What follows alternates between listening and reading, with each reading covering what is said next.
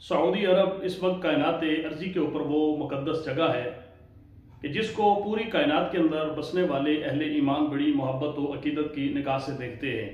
یقیناً اس جگہ پہ اللہ کا گھر اور نبی کریم صلی اللہ علیہ وسلم کا روضہ مبارک موجود ہے۔ ہر سال مسلمان دنیا سے لاکھوں کی تعداد میں اللہ کے گھر کی زیارت کے لیے حج بیت اللہ شریف کے لیے یہاں پہ حاضر ہوتے ہیں، اور یہ سلسلہ صرف حج کے ایام تک ہی محدود نہیں رہتا بلکہ پورا سال پوری دنیا کے اندر بسنے والے اہل ایمان مسلمان اللہ کے گھر کی زیارت کے لیے عمرہ شریف کے لیے وہاں پہ حاضر ہوتے ہیں۔ یقیناً جب وہ لوگ وہاں پہ حاضر ہوتے ہیں تو بہت ساری چیزیں جو وہاں سے وہ اپنے ساتھ لے کے آتے ہیں۔ ایک تو وہاں پہ جو آپ لوگ عمرہ شریف کرنے کے لیے جاتے ہیں، حج کرنے کے لیے جاتے ہیں، تو وہاں پر بہت سارے لوگ ایسے آپ کو ملتے ہیں کہ جو مختلف چیزیں آپ کو بتاتے ہیں۔ اس حوالے سے میں بھی آپ کے سامنے چند باتیں عرض کر دینا چاہتا ہوں۔ یقیناً یہ باتیں سن کے آپ کے دل کے اندر اس بات کا شدت سے احساس ہوگا کہ مسلمانوں کے خلاف سازشیں روز اول سے ہی جاری و ساری رہی ہیں، لیکن اب کس حد تک جو ہمارے دشمن ہیں وہ ان سازشوں کے اندر کامیاب ہو رہے ہیں یا کامیاب ہو چکے ہیں۔ سب سے پہلی بات تو یہ ہے کہ یہ جو سعودی عرب ہے، سعودی عرب کا نام جو ہے وہ کبھی بھی سعودی عرب نہیں تھا۔ آج سے 1400 سال پہلے کی تاریخ کو اگر آپ اٹھا کے دیکھیں تو اس جگہ کو حجاز مقدس کا نام دیا جاتا تھا، اور اس سے قبل یہ مکہ المکرمہ قرآن حکیم کے اندر بھی اللہ تبارک و تعالیٰ نے اِنَّا أَوَّلَ بَيْتٍ وُضِعَ لِلنَّاسِ لَلَّذِي بِبَكَّةَ مُبَارَكًا وَهُدًى کہ اللہ نے اپنا پہلا گھر جو زمین کے اوپر تعمیر فرمایا وہ یہی کعبۃ اللہ ہے۔ یہی کعبۃ اللہ جس کو مکہ کے اندر اللہ نے تعمیر فرمایا، یہ عالمین کے لیے ہدایت اور رحمت کا ذریعہ ہے۔ جس طرح اللہ تبارک و تعالیٰ عالمین کا رب ہے، اسی طرح اس نے عالمین کے لیے اپنا محبوب بھی مبعوث فرمایا۔ پھر اس نے وہ اپنا گھر جو اس زمین کے اوپر خود تعمیر کرنے کا حکم ارشاد فرمایا، وہ گھر بھی اللہ نے عالمین کے لیے ہدایت اور رحمت کا ذریعہ بنایا۔ یقیناً اللہ کا گھر قیامت تک آنے والے اہل ایمان کے لیے ہدایت اور رحمت کا ذریعہ ہے، رہے گا اور رہا ہے۔ الحمدللہ اس حوالے سے پوری کائنات کے مسلمانوں کے دل کے اندر اس گھر کا بڑا ادب و احترام موجود ہے۔ لیکن ناظرین، اس گھر کو آج سے 1400 سال قبل حضور نبی کریم صلی اللہ علیہ وسلم کی بے پناہ شفقتوں، محبتوں اور حضور کی نگاہ کرم کے ساتھ اہل ایمان نے جس طرح آباد فرمایا تھا، یہ بھی اس طرح سازشوں کا حصہ بنتا رہا۔ یہاں پر اگر تھوڑا سا آپ پیچھے چلے جائیں تو خلافت عثمانیہ جو ترکی کی خلافت تھی وہ اس جگہ پہ قائم رہی، اور ترکی کم از کم 3 برے اعظموں کے اوپر 623 سال تک جو ہے وہ ترکی کی خلافت قائم رہی۔ جب ترکی کی خلافت تھی، خلافت عثمانیہ تھی، تو پوری دنیا کے اندر بسنے والے جو غیر مسلم تھے، یہود و نصارہ تھے، یورپ، امریکہ، یہ جتنے ممالک تھے یہ مسلمانوں سے جو ہے وہ لرزہ براندام رہتے تھے۔ کسی جگہ پہ بھی مسلمانوں پہ ظلم و ستم ہوتا تو یہ تو خلافت عثمانیہ کے فرما روا جو ہے وہ اس کا کلا کما کرتے اور مسلمانوں کی مدد اور امداد کرتے تھے۔ لیکن مرور وقت کے ساتھ اسلام کے دشمن لوگوں نے یہ ارادہ کیا کہ خلافت عثمانیہ کو توڑا جائے، خلافت عثمانیہ کو پاش کیا جائے۔ انہوں نے ایک کرسچن شخص لارنس آف عربیہ کو، جو بہت اچھی عربی جانتا تھا، اس کو عرب ممالک کے اندر، حجاز مقدس کے اندر، نجد کے اندر جو ہے وہ اس شخص کو وہاں پہ پروموٹ کیا۔ وہ وہاں پہ آ کے لوگوں کے دلوں کے اندر یہ نفرت پیدا کر رہا تھا کہ یہ اجمی لوگ ہیں، آپ عربی لوگ ہیں، آپ کا اور ان کا موازنہ نہیں ہے، لہٰذا ان کو یہاں سے نکال دیا جائے۔ لیکن اس کی یہ تحریک جو ہے وہ اس طریقے سے کامیاب نہ ہو سکی، لیکن لوگوں کے دلوں کے اندر نفرت کا بیج بونے کے کافی حد تک وہ کامیاب رہا۔ پھر اس کے ساتھ ساتھ جو ہے وہ روس کے اور جو خلافت عثمانیہ ہے اس کے درمیان 19ویں صدی کے اندر بہت ساری جنگیں جو ہے وہ آپس میں وہ بھی لڑی گئی، لیکن امریکہ، یورپ نے مل کے جو ہے وہ پھر ایک نئی چال چلی، اور نجد کے ایک رہنے والے شخص جو ہے وہ عبد الوہاب نجدی کو انہوں نے تیار کیا۔ عبد الوہاب نجدی کو تیار کرنے کے بعد عبد الوہاب نجدی کی ملاقات ہوتی ہے ابن سعود کے ساتھ۔ ابن سعود جو ہے وہ ایک اچھا کردار رکھنے والا شخص نہیں تھا۔ عرب کے اندر اس کی جو ہے وہ ایکٹیویٹیز تھی، مصروفیات تھی، وہ جن معاملات کے اندر مصروف تھا وہ کوئی مشکوک معاملات تھے۔ ابن سعود کے ساتھ جب اس کی ملاقات ہوتی تو ابن سعود جو ہے وہ ایک طاقتور شخص تھا، اس کے پاس قزاقوں کی، ڈاکوں کی ایک بہت بڑی جماعت تھی، اس کے جو ہے وہ ساتھ بہت ساری ایک جو ہے وہ تنظیم تھی۔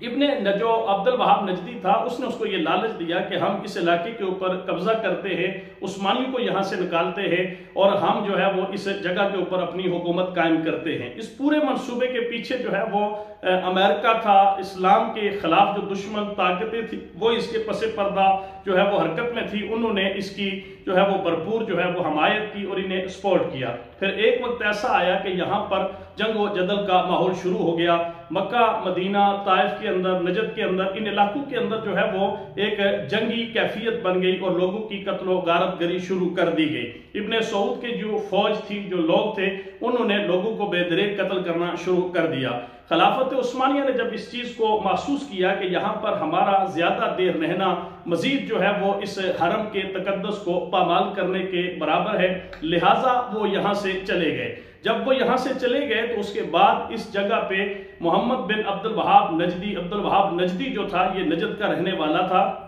اور اسی لیے حضور نبی کریم صلی اللہ علیہ وسلم نے نجد کے لیے دعا نہیں فرمائی، اور آپ نے فرمایا ہونا کرن الشیطان، وہاں شیطان کا سینگ جو ہے وہ میں دیکھ رہا ہوں۔ اس حوالے سے بہت ساری روایات احادیث مبارکہ کے اندر موجود ہے، بخاری کے اندر، مسلم شریف کے اندر، مختلف احادیث کی کتب کے اندر آپ کو جو ہے وہ مل سکتی ہے۔ وہاں پر عبد الوہاب نجدی نے جو ہے وہ اسلامی جتنا نظام تھا اس کو اپنے کنٹرول کے اندر رکھا، عقائد کے لحاظ سے اپنے عقائد کی اس نے ترویج کی، اور جو حکومتی یا سیاسی معاملات تھے وہ ابن سعود کے حوالے کر دیے۔ اس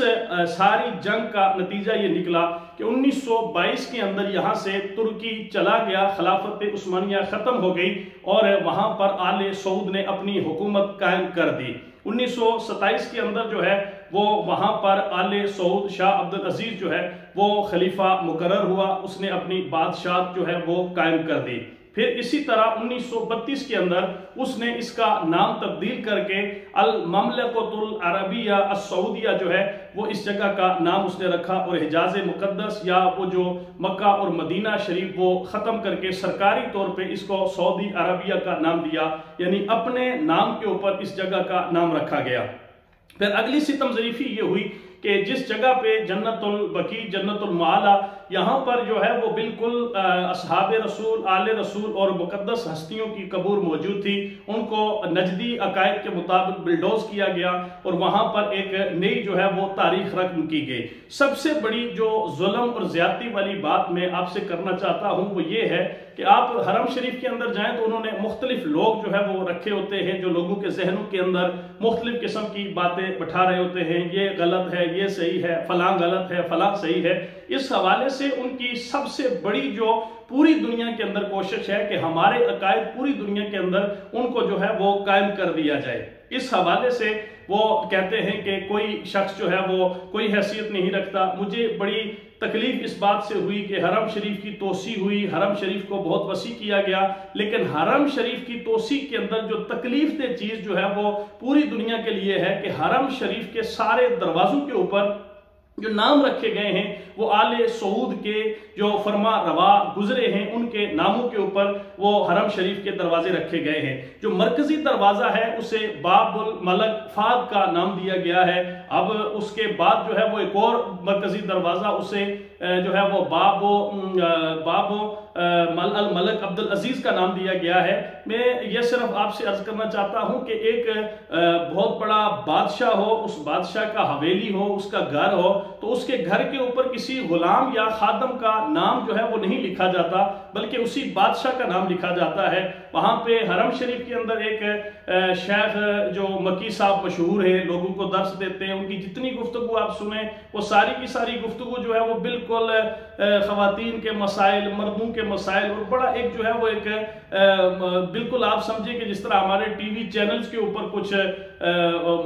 جو ہے وہ ایک سے پروگرامات ہوتے ہیں جو انٹرٹینمنٹ کے لیے ہوتے ہیں، مذاق کی شکل میں جو پروگرام کیے جاتے ہیں، بالکل شیخ صاحب جو ہے وہ حرم کے اندر بیٹھ کے اس قسم کے پروگرامات کر رہے ہوتے ہیں۔ میں اس بات کے اوپر بالکل حیران ہوں کہ یہ مین جو دروازے ہیں جن کے نام انہوں نے شاہ فہد کے نام پہ رکھے ہیں، شاہ عبد العزیز کے نام پہ رکھے ہیں، یہ خادم حرمین ہیں، یہ غلام ہیں، یہ جو ہے وہ اللہ کی بارگاہ کے اندر ان کا جو مقام ہے وہ ہم سارے مسلمان جو ہے وہ جانتے ہیں کہ ایک بندے کا آقا کے ساتھ کیسا رشتہ ہو سکتا ہے، مخلوق کا خالق کے ساتھ کیسا رشتہ ہو سکتا ہے۔ تو انہوں نے اللہ کے گھر کے اندر جو مین مرکزی دروازے ہیں، باب ہیں، گیٹ ہیں، ان کے اوپر بادشاہوں کے نام لکھ کے، یہ میں سمجھتا ہوں کہ اپنی تاریخ کو جو ہے وہ مزید انہوں نے متلوث کیا ہے، مزید انہوں نے اپنی تاریخ کو